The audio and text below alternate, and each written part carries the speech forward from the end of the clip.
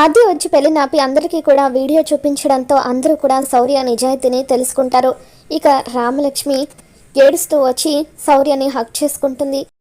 రఘురామ్ ఆద్యని మెచ్చుకుంటూ సమయానికి వచ్చి ఈ వీడియో చూపించి నిజాన్ని బయట పెట్టావమ్మా అని చెప్పి అంటూ ఉంటాడు.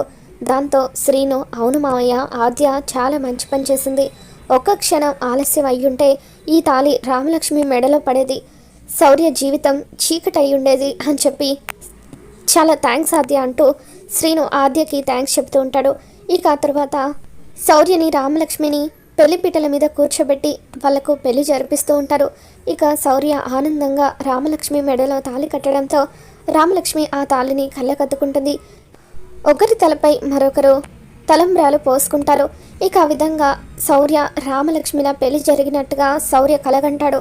ఇక అలా కారులో గుడికి వస్తూ ఉండగా సడన్గా ప్రభాస్ తన మనుషులతో ఆ కార్కి అడ్డు రావడంతో ఇక శౌర్య కారు ఆపుతాడు. ఇక కొంతమంది రౌడీలు ఆద్యని బలవంతంగా తీసుకెళ్ళిపోతూ ఉంటే అప్పుడు శౌర్య వాళ్ళని చితక్ కొడుతూ ఉంటాడు.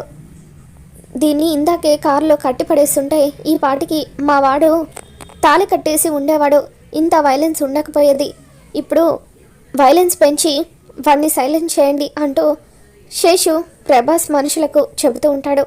ఇక దాంతో ఆ రౌడీలంతా కూడా ఒక్కసారిగా శౌర్య మీదకి రావడంతో శౌర్య వాళ్ళందరినీ కూడా చితక్ కొడుతూ ఉంటాడు. ఇక ఆద్య శౌర్య సార్ అని చెప్పి అరుస్తూ ఉంటుంది. మరి రాబోతున్న ఎపిసోడ్లో ఏం జరగబోతుందో మళ్ళీ మేము ఛానల్లో తెలుసుకుందాం. మీకు కనుక ఈ వీడియో నచ్చినట్లయితే ఒక లైక్ చేయండి.